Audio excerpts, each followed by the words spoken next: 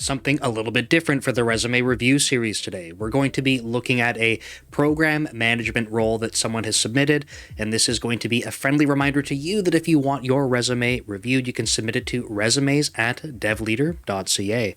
Now, I want to let everyone know that for the resume reviews, I don't do roasting, I don't grill them, I don't make fun of them. This is all about trying to give constructive criticism, calling out the things that I think are done well, and the opportunities for improvements. Now, this isn't a software engineering resume, so that's not typical, but I still want to give some perspective on this because someone was looking for some insights from my point of view. So let's jump over to this and start going through this resume. Now, this person has a ton of experience, so just to call it out right at the top, right, we can see that they have 13 years of waterfall and 8 years of agile. As a program manager, I think this is really good to call out because you have companies that might focus on different things. It's probably worth pausing on that for a moment. When we see program manager, I have seen roles defined as product manager, as program manager, as project manager, and I generally find that program managers are sort of like this hybrid role between the two, but depending on where you're working, the roles and responsibilities may overlap a dramatic amount. I do find generally that product management side of things focuses more on sort of like what customers are looking for and how to sort of develop and shape features, whereas project managers focus more on coordination between teams, roadmaps, timelines, things like that. But again, with program management, I see this as a bit of a hybrid often. So in this person's particular case, I can't say exactly, but I think a lot of their work experience kind of does highlight a bunch of stakeholder management as well as project management as well. Just to quickly skim through, because I want to talk about sort of like the shape and structure of the resume to start, we can see that there are a lot of bold highlights calling out impact areas. We can also see that they have their work experience taking up the, overwhelming majority of their resume, which is what I would expect for someone who has this many years of work experience. The other thing to call out is that we do have education kind of called out in this part down here, which is great. If you have it, call it out. And then we have some software. Usually for software engineers, we'll see people calling out different skills and technologies and things like that. So having some software called out, I think, can be helpful. It might give someone a bit of perspective on things that you're familiar with. And then certifications, again, if you have them, call them out. I think for software engineering, my perspective on this is that I've never seen certificates like make or break someone getting a role. However, if you have it, to me, it demonstrates that you were willing to go invest more into learning and that kind of stuff. I think with certifications for program management, that might look a little bit different. However, it might just be that someone's looking to ensure that people are more familiar with different types of processes. So again, I don't personally think that's going to be a make or break thing to have certs, but if you have them, call them out. Let's go through this work experience, and we're not going to go through every single line in great detail because there's a ton to call out. And I think that, as I was saying, as you kind of scroll through this, right, we do see a lot of bolded examples calling out impact, but the other thing is scale of the work that's being done as well. So we can see like right at the top, enabled 80% self-resolution of Microsoft issues, reduce 30 plus day service requests by 15%. We can see the impact that's being had in terms of the work that they're helping coordinate. Again, as a program manager, this is often not like this one person is like responsible for doing all of these things, but they probably have some examples that we'll see where they are calling out things that they might actually be, responsible for versus just the projects they were leading, the sort of summation of that work being done. Similar as an engineering manager, it's not often like I have a very specific project where it was just me, but it's oftentimes I'm leading teams of engineers that are delivering on things. So this is kind of an interesting thing to try and call out when you're talking about impact. Optimized Jira instance configurations resulting in a 50% improvement. Like this might be something that, they spearheaded, they drove a lot of that and then had that kind of impact. But all of these types of things are, so far things that I would really want to see in a program manager where they're not only able to sort of lead and drive projects, but also like they're having these types of impact within the team to sort of like be able to help with operational efficiency and that kind of stuff. So I like that a lot. Documented OKR, milestone, epic, and story hierarchies in Miro. Having familiarity with OKRs, I think, is huge. If you're a software engineer, maybe you haven't heard of this. It's objectives and key results. It's a very popular framework for being able to help define what goals are and how you're going to measure them.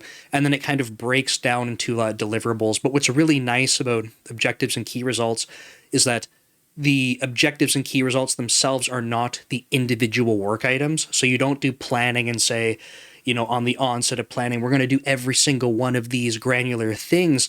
It's actually like, here's the goals we have, here's how we measure success. And then what's great about that is with the engineering teams, you can figure out what those work items are that try to move towards those goals.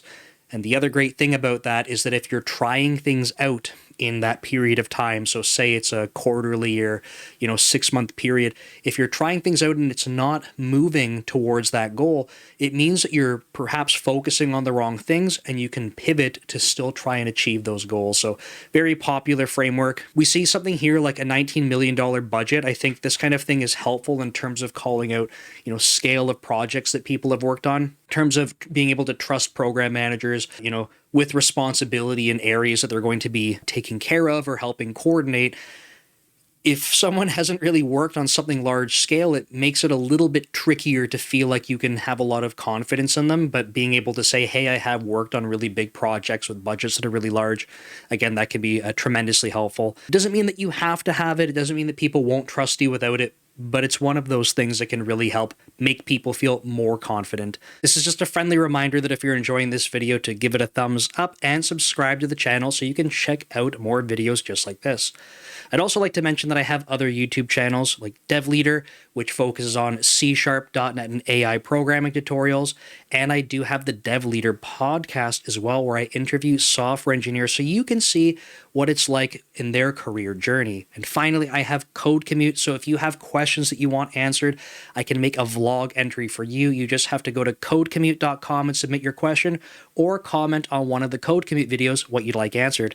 Let's scroll down a little bit lower, just so we can get through more of the resume. We can see here, right, like achieved a $350,000 in cost savings for customer service expenses, improving NPS, so Net Promoter Score, by 12%. This is a really big thing, I think, for a lot of places. And this is the kind of thing, earlier I mentioned like product manager versus project manager. When I see NPS, like Net Promoter Score, this is something that I've worked with product managers on, because like I said, they're doing a little bit more interfacing with the customers, I find, compared to some of the other roles. But that's an exact example of like what that could look like. So I think that's great to see that they have experience doing that. Planning sessions, they talk, and I should have mentioned this already, but they do talk about different tools and technology they're using along the way.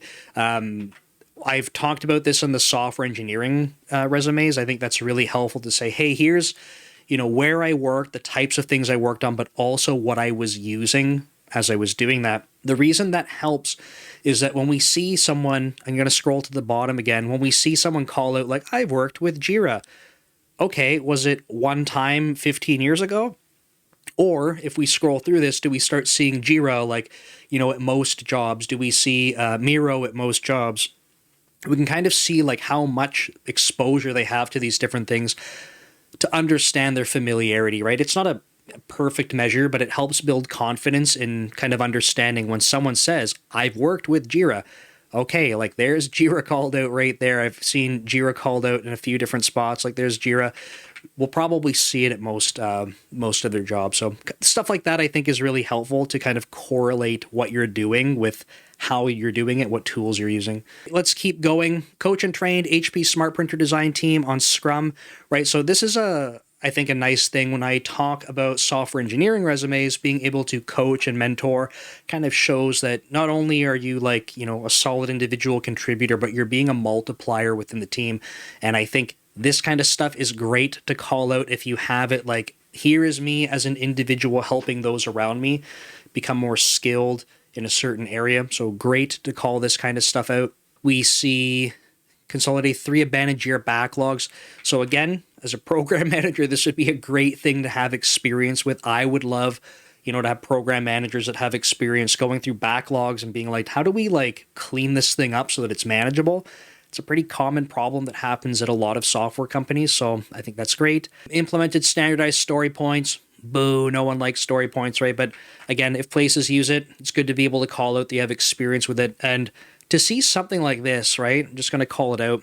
Implemented standardized story points, user story naming conventions, optimized team efficiency. like I'm sitting here being like, I don't like story points. I think they're dumb, whatever. But if places use it, or if there's people that are talking about implementing it, having experience regarding that, I think is great to call out. You know, I have never talked to this person about story points. Maybe they're like, hey, we did it. It worked. Maybe they don't even like them. Maybe they love them and they have a really good reason for using them, and that's great. Or they see how it can work or not work on teams. But the experience, I think, is helpful because it's a tool in their tool belt to be able to use. We'll keep going. This, good example of, at some companies, you might be working on projects that are, very large scale, very long running.